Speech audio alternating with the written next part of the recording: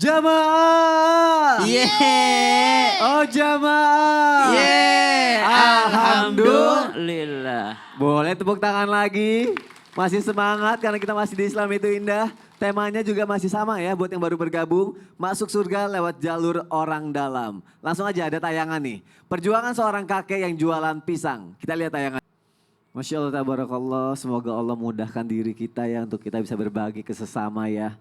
Meringankan beban dari orang lain ya Ustadz ya. Masya Allah. Ustadz Syam, sesuai dengan tema kita benar gak nih yang menjadi orang dalam yang bisa menarik kita ke dalam surga itu nanti adalah orang-orang yang kita beri makan saat kelaparan. Tapi itu di luar dari keluarga kita ya Ustadz ya. Silakan Ustadz Syam. Bismillahirrahmanirrahim. Tabi guru kami Habib Syawgi Ustadz Maulana Mas Soni, para alim ulama yang dimuliakan Allah Subhanahu wa taala. Al jannah, surga itu mustaqatun, merindukan 4 orang. Siapa dia? Talil Quran. Orang yang senantiasa berinteraksi tilawah Al-Quran. Jadi syafaatnya Nabi itu namanya syafaatul uzma. Syafaat yang paling agung. Kata ulama, apa itu syafaatul uzma? Yang bisa menyelamatkan dari Nabi Adam sampai manusia akhir nanti itu. Kalau dikasih syafaatnya sama Nabi SAW bisa diselamatkan. Meskipun dia pendosa besar, itu bisa. Tapi bukan berarti meremehkan dosa. Karena ini adalah masa depan yang kita belum tahu ke depannya, tapi kita yakin ada syafaat yang besar dari Rasulullah Sallallahu Alaihi Wasallam. Siapa lagi yang kedua? Wahafizil lisan. Mereka yang senantiasa menjaga lisannya, jaga lisan, insya Allah dirindukan surga. Siapa lagi? Mut'imil ji'an. Orang-orang yang kasih makan orang yang lapar. Kita jangan mengartikan ini secara apa bahasanya Bu? Secara linguistik aja, letterlet aja. Jangan bahas saja bahwa ngasih orang makan. Tidak. Kalau ngasih sepiring nasi sudah dirindukan surga, apalagi ngasih orang pekerjaan. Kalau ngasih sepiring sebungkus nasi itu sudah bisa bikin dirindukan surga, apalagi ngasih anak beasiswa untuk sekolah. Nah itu hebat tuh, subhanallah. Makanya ini dekat-dekat bulan Muharram biasanya ada lebaran yatim ya. Mudah-mudahan ada inisiatif bukan hanya bingkisan tapi mudah-mudahan ada kasih beasiswa supaya anak itu bisa sekolah.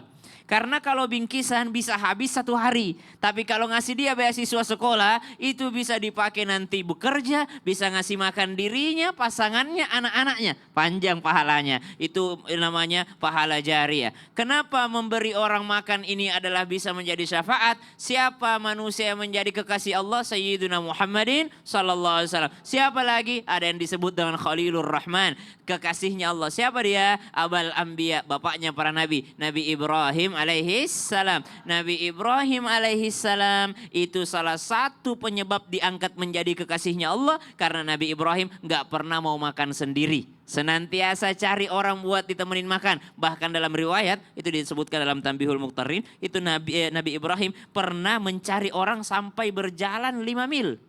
Jauh. Karena dulu susah cari orang. Ya. Dahulu kan manusia masih sedikit. Ya. Jadi buat nyari orang buat dikasih makan itu sampai jalan 5 kilo. Sampai 5 mil. Kalau sekarang nggak susah. Ya. Kita siapa mau ikut makan? Oh gampang tuh langsung di grup. Saya. Semua datang ya. Nah, bahkan nggak diinfoin aja. Bu Haji mau traktir ikut. Baik, Masya Allah. Terima kasih Ustaz Ya, Syam untuk sama-sama, penjelasannya. Sony. Tepuk tangan dong untuk kita semua. Insya Allah bernilai sedekah ya. Buat orang yang suka berbagi. Terus bagaimana? Kita lagi bahas orang dalam. Biasanya makna orang dalam itu kayaknya negatif aja ya. Ternyata kan nggak semua seperti itu ya. Bahkan nanti ada orang dalam juga yang bisa membantu kita masuk ke surga itu. Orang dalam yang mempermudah urusan orang lain. Tapi urusan seperti apa dulu nih? Jangan kayak hukum dimudah-mudahin, birokrasi dimudah-mudahin. Orang dalam yang seperti apa dulu? Coba kita tanya sama Habib Syawgi. Silakan Habib. Masya Allah. Ada ordal, orang dalam ada akamsi. Anak kampung sini. Masya Allah. Orang dalam yang bagaimana? Yang sebagaimana Nabi kita Muhammad sallallahu alaihi wasallam beliau menyebutkan dalam hadisnya man yasara 'ala mu'sir yasarallahu alaihi fid dunya wal akhirah. Siapa orang yang membantu orang yang membutuhkan, yang membantu orang yang susah, maka Allah akan membantunya dunia sampai dengan akhirat. Ya, bantuan yang seperti apa? Bantuan dalam hal yang mubah ataupun dalam perkara ibadah. Adapun perkara-perkara yang dilarang oleh Allah Subhanahu wa taala, maka tidak ada istilah bantu-membantu. membantu sebagaimana tadi sudah dijelaskan oleh guru kita Ustaz Syam, wa ta'awanu 'alal birri wat taqwa wa la ta'awanu 'alal itsmi wal 'udwan. Saling tolong menolong dalam perbuatan bakti dan taat, dan jangan kamu saling tolong menolong dalam perbuatan dosa dan permusuhan. Ada orang dipidana, ada orang dihukum. Jalankan hukuman sesuai dengan aturan, dan termasuk daripada seseorang apabila ingin bahagia dunianya, ingin bahagia akhiratnya, coba bahagiakan orang lain. Ketika kita lagi jalan ngelihat ada orang lagi susah, kita bantu. Ya kayak tadi kita ngelihat tayangan seorang kakek-kakek jualan pisang, ya kita borong pisangnya misalkan, atau ada orang jualan apa, ya kita girangin. Saat kita menggirangkan, kita borong dagangannya, kemudian ia bahagia, dia tidak bisa membalas kebahagiaanmu, maka Allah yang langsung akan membahagiakanmu dunia sampai dengan akhirat. Siapa orang yang memudahkan urusan orang lain, maka Allah akan memudahkan urusannya.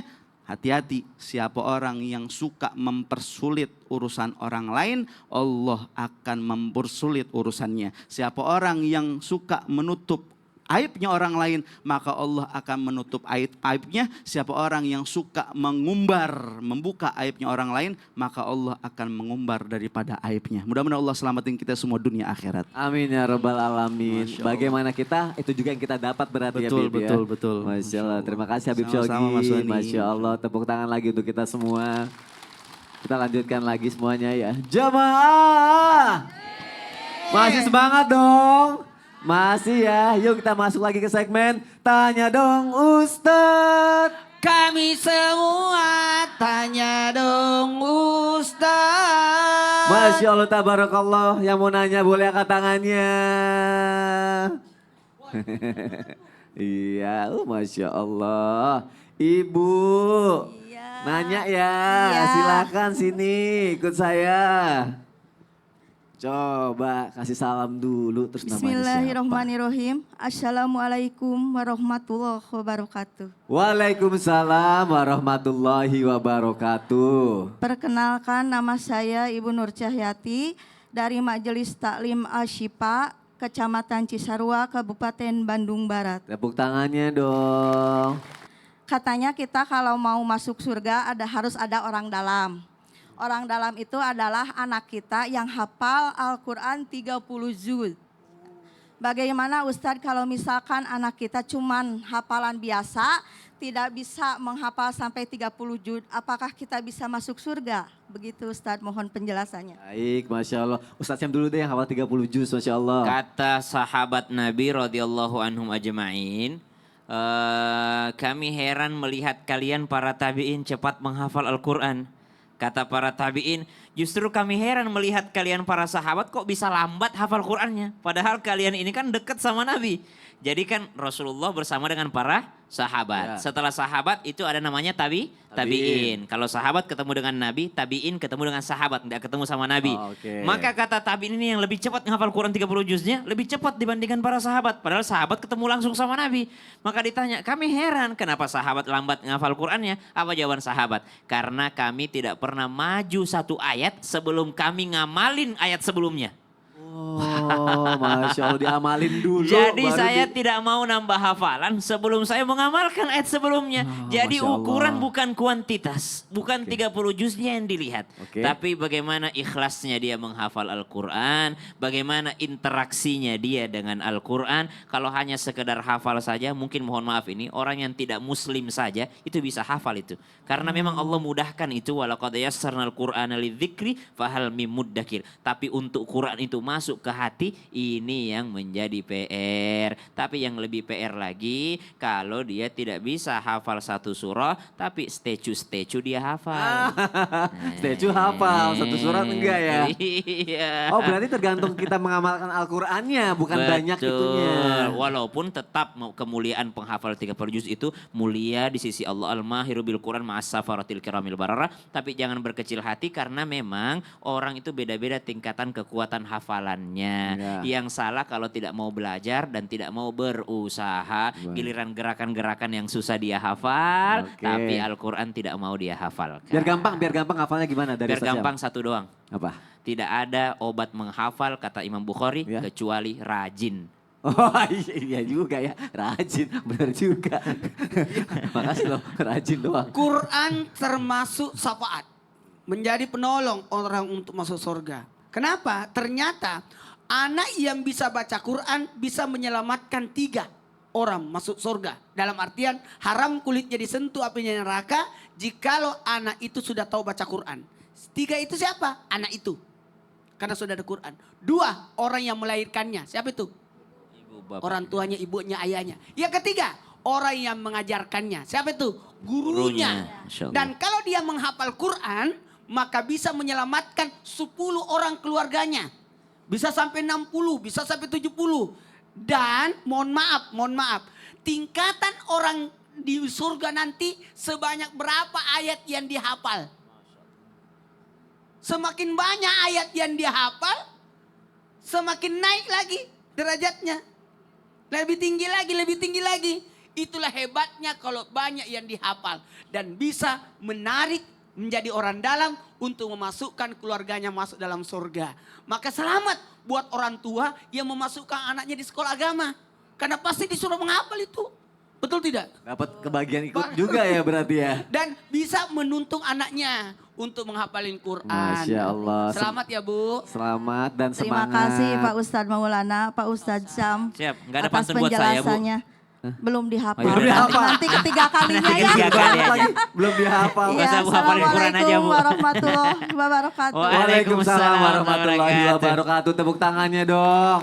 Nanti kalau kasih lagi yang ketiga kalinya dihafal lagi ya. Oke, Habib Syaugi izin Habib. Aku pilih ya, Ustadz Maulana tetap di Ya. sini. Oke, silakan Bu. Assalamualaikum warahmatullahi wabarakatuh. Waalaikumsalam warahmatullahi wabarakatuh. Nama saya Mariati Sri Mulyani dari Majelis Taklim Asyifa Cisarua Kabupaten Bandung Barat. Tepuk tangannya dong untuk Ibu Mariati. Bu mau nanya apa Ibu Ya, Mariati? mohon izin untuk Habib dan Ustadz Maulana, saya mau bertanya, benarkah bahwa kita masuk surga itu bukan karena amal kita, melainkan kasih sayangnya Allah? Kemudian, apakah kasih sayangnya Allah itu termasuk jalur dalam? Itu saja pertanyaan saya, terima kasih. Itu fast track tuh berarti tuh kalau kasih sayang Allah kayaknya udah gak bisa diubah gitu ya. Tapi benar bukan karena amal kita, karena kasih sayang Allah aja. Habib Syaugi dulu ya. Iya, Ya, coba silakan. silakan Habib Syaugi. Setiap orang yang masuk ke dalam sorga karena rahmatnya Allah Subhanahu wa Ta'ala, itu yang dikatakan oleh Nabi kita Muhammad Sallallahu Alaihi Wasallam. Bahkan sahabat ada yang nanya, begitu juga engkau wahai Nabi Muhammad, begitu juga aku masuk sorga karena rahmatnya Allah Subhanahu wa Ta'ala. Terus bagaimana dengan amal kita? Bagaimana kita mendapatkan rahmatnya Allah Subhanahu wa Ta'ala? Tentu dengan beramal soleh. Ya, dengan kita beramal soleh, kita akan mendapatkan rahmatnya Allah Subhanahu wa Ta'ala. Kecil dan besar rahmatnya Allah tergantung bagaimana keimanan kita, tergantung bagaimana amal soleh kita, tergantung bagaimana keikhlasan kita. Maka dengan amal soleh kita akan mendapatkan rahmatnya Allah. Dengan rahmatnya Allah kita akan masuk ke dalam surganya Allah Subhanahu wa Ta'ala. Jadi begini, secara gampangnya, amal kita itu nggak bisa ngebayar surganya Allah Subhanahu wa Ta'ala. Amal yang telah kita perbuat nggak bisa ngebeli surganya Allah. Sebab surganya Allah Subhanahu wa Ta'ala terlalu mahal, terlalu mewah. Nggak bisa kita beli dengan amal kita. Tetapi kita masuk ke dalam surga dengan rahmatnya Allah. Tapi rahmat Allah kita raih, kasih sayangnya Allah kita dapat dengan kita beramal soleh. Jadi hamba-hambanya Allah yang soleh dan soleh. Berarti karena kita beramal, Allah sayang sama kita Betul, gitu ya. Masya Allah. Ustadz Maulana. Jadi yang menyebabkan orang masuk surga adalah pamasena pong Allah Ta'ala. Apaan tuh? Kasih sayangnya Allah. Ya Allah, bahasa apa itu? Bahasa Bugis. Oh bahasa Bugis. Jadi kasih sayangnya Allah lah yang menyebabkan kita masuk surga. Berapa tahun kita beramal? 60 tahun. 60 tahun. Karena mau tanya, mau tinggal di surga 60 tahun? Enggak Sementara mau tinggal di surga untuk selama-lamanya. Amin. Bukan pahala, bukan amal. Tapi kasih sayangnya Allah. Betul tadi kata Habib. Kalau mau dapat kasih sayang Allah ya beramal. Curi perhatian Allah. Maka dari sini kita bisa belajar. Setelah itu apa yang menyebabkan kamu masuk surga? Amalku. Kalau begitu timbang 1 biji mata dengan seluruh amal. Ternyata nikmat 1 biji mata itu lebih besar dibanding amal ibadahnya selama hidup. Masya Allah, semoga kita, keluarga kita yang ada di sini semua, Amin, yang ya Allah. menyaksikan Islam itu indah, insya Allah bisa berkumpul lagi di surganya Allah Subhanahu Wa Taala. Amin ya Robbal Alamin. Masya Allah. Terima kasih ya jamaah sudah menyaksikan Islam itu indah. Terima kasih sudah datang juga. Insya Allah besok kita ketemu lagi ya. Wassalamualaikum warahmatullahi wabarakatuh. Waalaikumsalam warahmatullahi wabarakatuh.